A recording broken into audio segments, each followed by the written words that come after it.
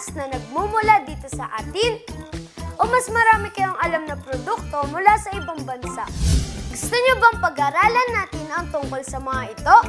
Samahan niyo ako kausapin ang presidente ng National Economic Protectionism Association na si Kuya Bayan at sila Kuya Mark at Kuya JM ng Yabang Pinoy. Magandang hapon po. Hi, Bensi. Ano-ano po ang mga halimbawa ng Filipino brands? Pag titignan mo yung mga produkto, meron ka makikita dyan. Proudly Pinoy or By Pinoy. Ito usually yung mga Filipino products. Meron mga products na half imported, half gawa dito. Meron din yung gawa talaga dito. Bakit po ito tinatawag na global brands?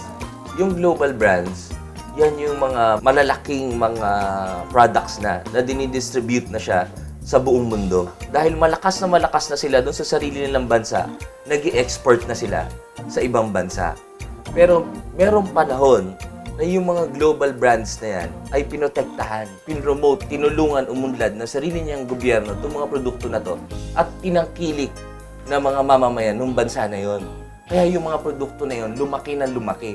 Sa atin, sa Pilipinas, yung mga global brands, ito yung mga imported na malalaking mga products na tinatangkilik natin ngayon. Maraming salamat po. Maraming salamat, Bensi. Magandang hapon po, Kuya Mark. Magandang hapon, Bensi. Magandang hapon po, Kuya JM. Magandang hapon din sa'yo. Ano po ang pagkakaiba ng Filipino brands sa global brands?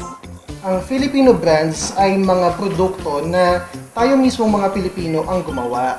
Ang global brands naman ay mga produkto na nanggagaling sa ibang bansa at ini-import natin. Parehas natin ginagamit ang global brand at ang Filipino brand dahil ito yung mga produkto na nakakatulong sa atin sa pang-araw-araw nating buhay. May mga global brand na wala pang counterpart dito sa Pilipinas. Kung kaya hamon din namin sa mga Pilipino na gumawa ng isang produkto na maaring matumbasan o mahigitan pa ang mga global brand.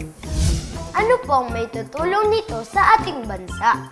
Ang Filipino brand at ang global brand ay makakatulong sa ating bansa dahil nakaka-generate ito ng trabaho. Bukod sa trabaho, nakakatulong ito upang mapataas ang ating ekonomiya. Sa amin sa Yabang Pinoy, mas nais naming iparating na tangkilikin natin ang sariling atin o ang mga lokal na produkto dahil ito ang makapag-generate ng mas maraming trabaho sa mga Pilipino at makapagpaangat ng ating ekonomiya. Maraming salamat po, Kuya Mark. Maraming salamat, Bensi. Maraming din salamat po, Kuya JM. Maraming salamat din sa'yo.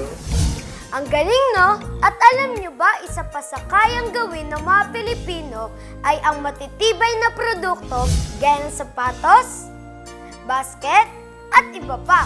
Kailangan lang talaga ang pagtangkilik sa mga ito.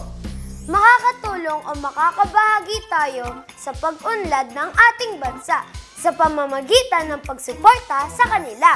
Ang diwa ng pagtutulong-tulong ay diwa ng mga lingkod ng Diyos, gaya ni San Pablo sa Galacia 6:2. Magtulong-tulong kayo sa pagdadala ng pasanin ng isa't isa at sa gayon ninyo matutupad ang kautusan ni Kristo.